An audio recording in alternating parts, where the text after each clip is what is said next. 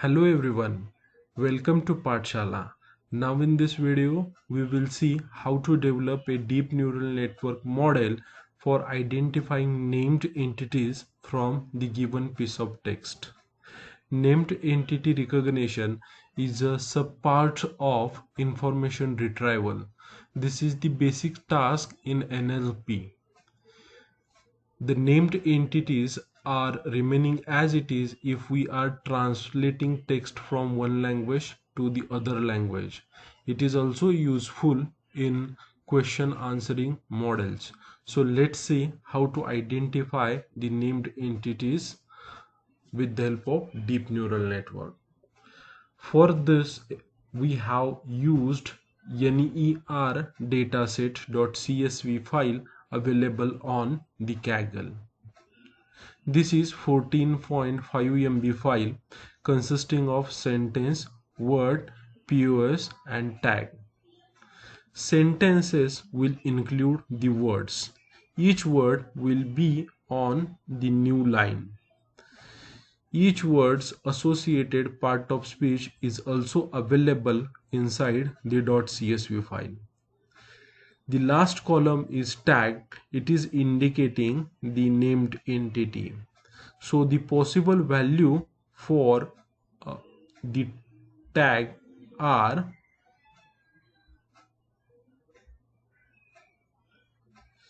GEO for geographical entity, ORG for the organizational, PER for the person, GEP for the geopolitical entity. Likewise, we have time indicator, artifacts, event and natural phenomenon.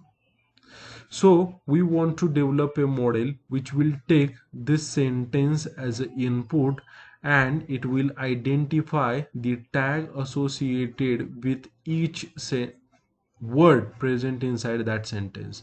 For example, London have B-GEO tag. GEO indicates geographical entity. So likewise, we want to identify organizational, person, geopolitical entities and so on. So basically here we are going to develop two many model. One sentence, many words will be provided as input and we are going to generate the output indicating the tags for the each word. Okay, so let's see how we can create a deep neural network for this task. I have downloaded that file and uploaded inside my drive. So by importing drive from google.colab, I have mounted my drive at this path /content/drive.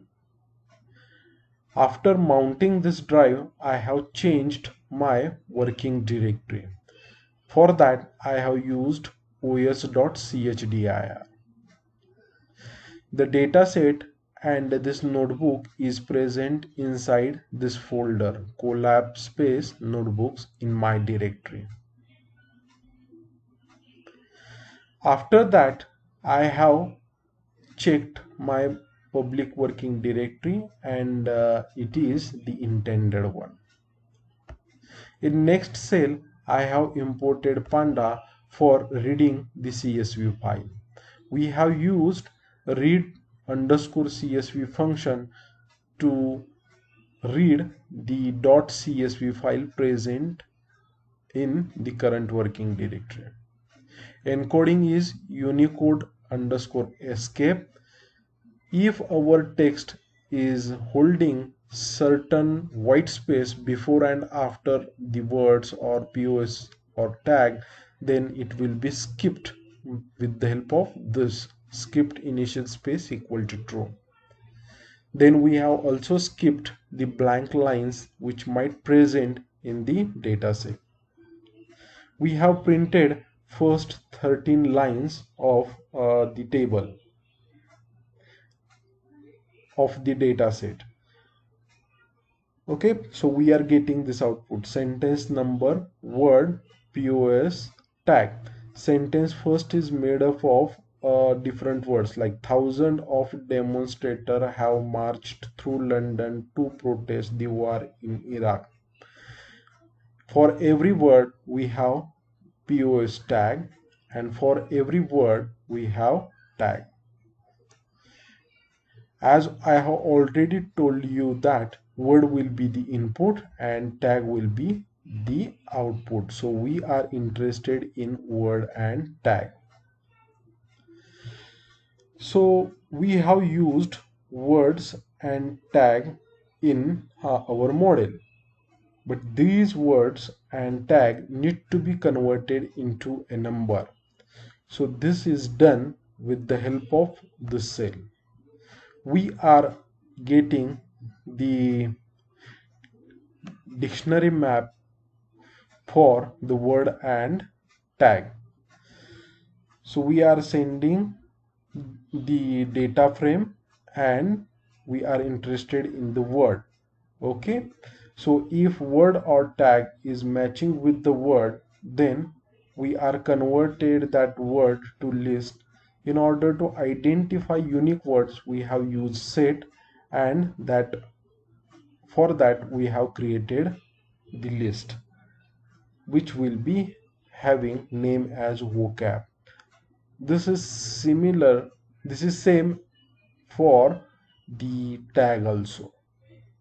Then we are retrieving token to ID and token ID to token. Okay, so both these outputs are generated by enumerating the vocabulary. So we are mapping the integer value, that is the index associated with the word or tag present inside the list. Then we have printed tag to ID. So as we can see, we have tags and we have a number associated with each tag. Now with the help of this word to ID and tag to ID, we are trying to map the values present inside the data frame for word and tag respectively. So df word dot map into bracket word to ID will map the word to a number. Same is true for the tag. That's why we are getting word ID and tag ID inside the data frame with new columns. We have printed few top lines with the help of df.head. Now here on each new line we are getting the word from the sentence. So obviously we have to combine these words along with the tag and tag ID for better understanding. So this is the main task, but for that task we have to fill NaN, not a number which is available inside the sentence column, sentence number column.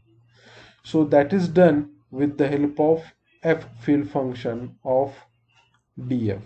So df.ffill access 0. So whenever we are getting NaN value, so it will be filled by its upper rows value. So since we are getting NaN over here, over here, over here, we are going to place sentence 1 at the first location. Then again this value is passed to the second location. Again it is passed to the third location. And likewise we are filling NaN values. The expected output we are getting with the help of df underscore fill NaN dot head. So as we can see, NaN values are replaced now with the help of sentence 1. Why we have done this? Because we want to group the words, POS, tags, word ID and tag ID in horizontal fashion in single row. row. Okay, so for this purpose we have used group by method available with the data frame. So df.fill nan, this is actually the modified table. Now on this table, on this data frame, we are applying group by method. So we want to generate the groups based on sentence number. So we have sentence 1, sentence 2, sentence 3.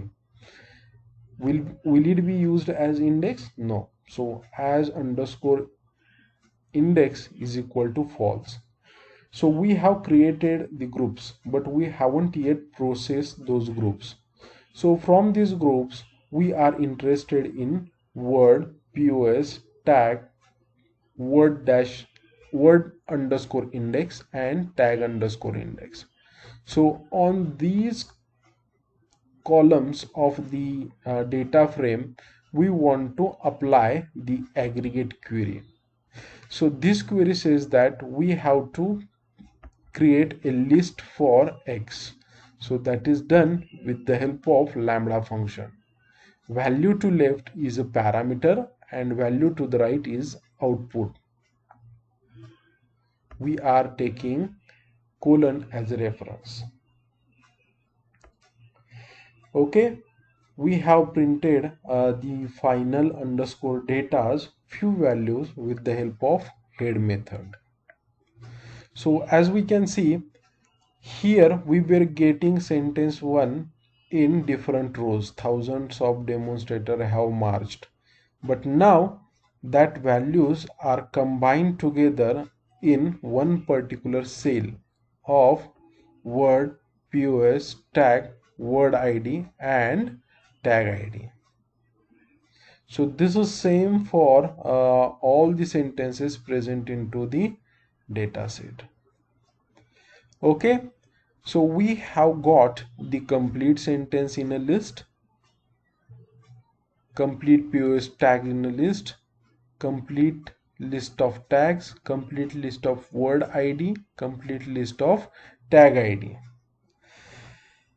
From these, we have to identify the maximum length sentence, and that length will be matched for each shorter length sentence by padding certain dummy values. Okay, so padding is done inside the next cell. So we have printed the statement will look like these. Below that we have printed tags associated with the sentence. Okay, so now we have to identify the maximum length sentence. So that is done with the help of these code snippet. So final data we have, and from the final data we are interested in word underscore ID. We got the list for that data frame column and we have taken that in statement underscore list. Now from this is actually the complete data frame. So multiple sentences are present over here. So from this sentence we are identifying the individual statement, and from individual statement we are identifying what is its length. So the maximum value is identified and that is assigned to max length statement. Finally, we have printed that maximum length statement. So as we can see, we have a longest sentence with size 104. That length must be same with the longest tag ID list. Okay, so we have also applied the same procedural for the tag ID column from the data frame. So we have final underscore data tag ID to the list. We have got that list. From that list we have identified the maximum tag ID list and that is assigned to max length tag.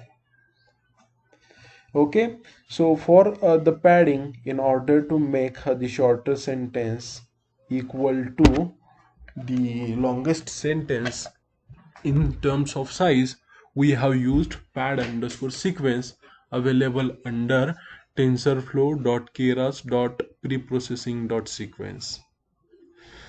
So we are using that for padding. We have passed statement list, maximum length statement, and we are going to append some of the dummy values. We have passed a number which is associated with the is actually the stop word, and it will not have major impact on the named entity recognition. So we have used that number over here. We got the number associated with word the by using word to id. So this is the dictionary that we have created in the previous cell. Now same is applied for the tags also. Okay, we are padding the sequences. We have passed tag list. We have identified maximum length tag. We are appending some of the values, dummy values, and that dummy value is value associated with O. Okay, means no entity is attached with that word. Finally, we have identified the pad statements and pad tags.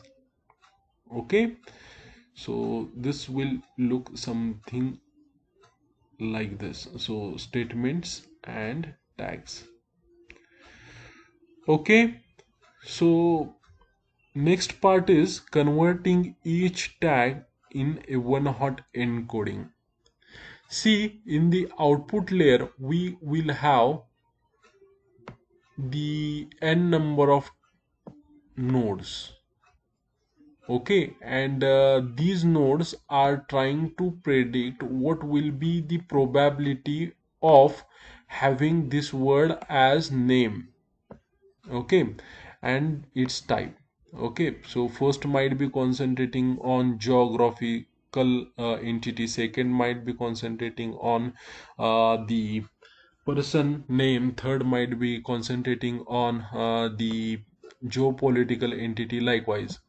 So we will have the array, and this array will be one hot encoding, means at one particular point of time only one value will be on, rest of the values will be zero.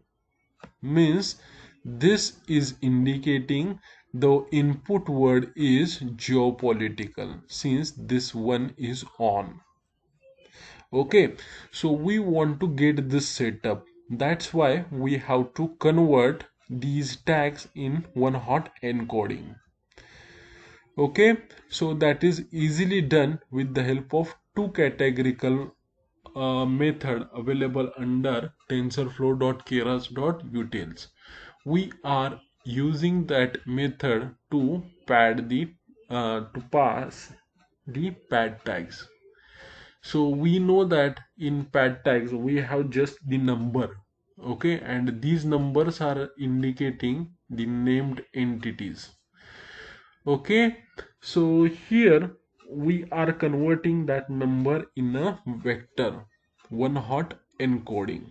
Okay, so we have done that part, and at the last we have printed the shape. Okay, so these many sentences are there. In each sentences we have 104 words, and each word is represented by 17 different values indicating different types of named entities.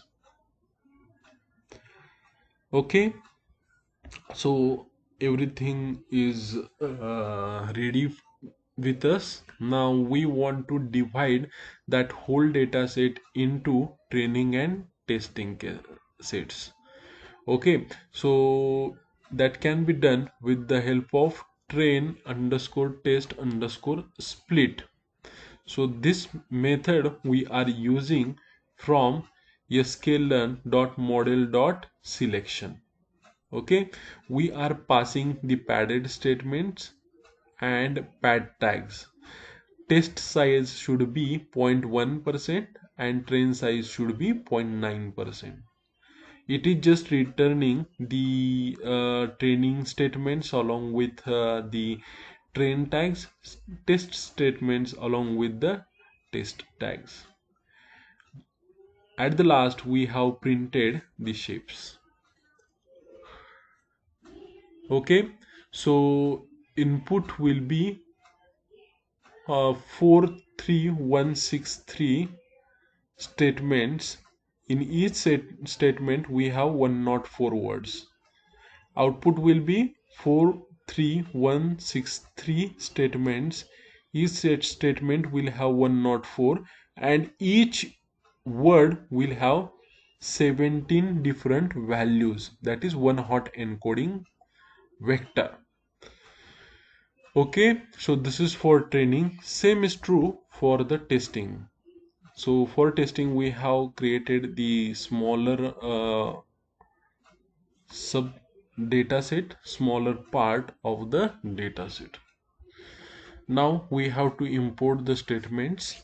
So now we are ready to develop our model with the help of TensorFlow 2.0. So required import statements are import numpy as np. Then we have imported sequential model input from tensorflow.keras. After that we have imported required layers like embedding, bidirectional, LSTM, time distributed and dense. Finally, we have imported plot underscore model. So new layer is time distributed. Okay, so we will discuss that afterwards. Let me define the shapes: input dimensional, output dimensional, input length and output units. Okay, so we know that we have to provide the input layer in the TensorFlow as a first layer. So we are using functional API. We have created first layer as an input layer and shape to this is 104 comma. Okay, so this indicates that 104 words are there and this will be provided as input to my model. Now this input is taken by the embedding layer. So in embedding layer we are saying that the input dimension is this. Means what? Maximum number of words present inside these statements. Means what? The size of vocabulary for the words plus 1. So those many words plus 1 are the new input dimension equal to the size of vocabulary plus 1. So we want to identify embedding for these many words. So input dimension is this. Then we have specified output dimension will be 64. Okay, and obviously we have to specify input length of each sentence. Input length for each sentence will be max length statements, that is 104.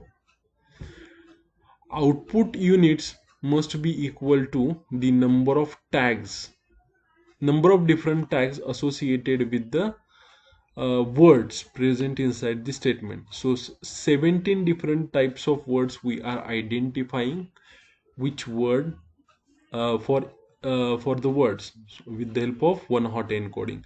So we have used output unit is equal to length of id2 tag. Okay, so this embedding layer is helping us to identify embeddings for the number, that is the word present inside the input.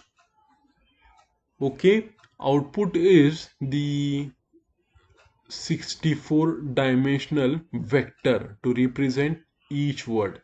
So at the last, output of embedding will be a matrix of size number of words present into the vocabulary by 64. Once we have created this embedding, we are passing that to LSTM. So we are going to use long short term memory uh, units over here to learn the internal representation of text. So units equal to output underscore dims. So 64 units we are using. Return sequence equal to true means the output generated by this will be provided to the next LSTM.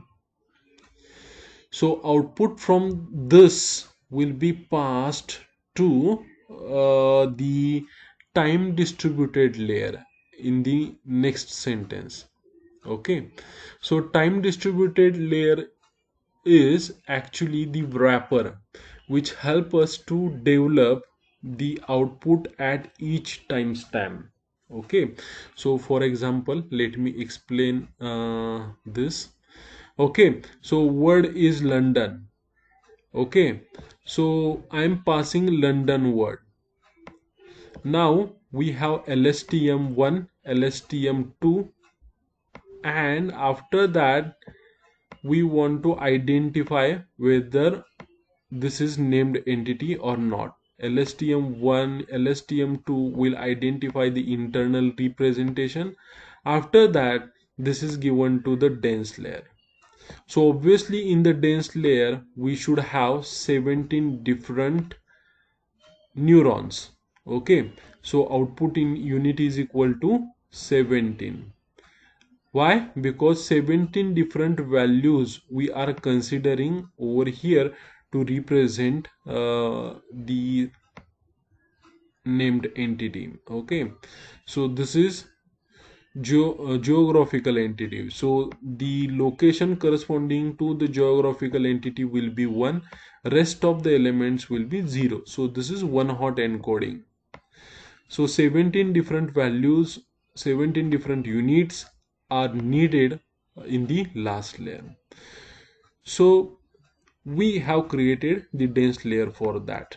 So this is the wrapper. So this is the in output layer. Now this output layer must be present inside the time distributed wrapper. So time distributed wrapper will generate this kind of output for every word present inside the statement for each timestamp. For example, we have passed London is great city. So we have passed London and we have got this is the geographical entity. Is next word is. So we want to identify which tag is associated with this. So tag is 0. Okay, so this is not the geographical entity. This is not the named entity, so somewhere you will get 1 where we are saying that this is not the named entity. Okay, so in next timestamp we are going to generate this output. So in each timestamp we are going to generate the new one hot encoding vector, or we are predicting for each timestamp we are identifying whether the given input is named entity or not. So if we want to do this, then we have to use time distributed wrapper. So this particular layer is helping us to generate the many output at the different timestamp. Okay, so after that we have created our model tensorflow.keras.model, and we are passing input as input layer, outputs as a output.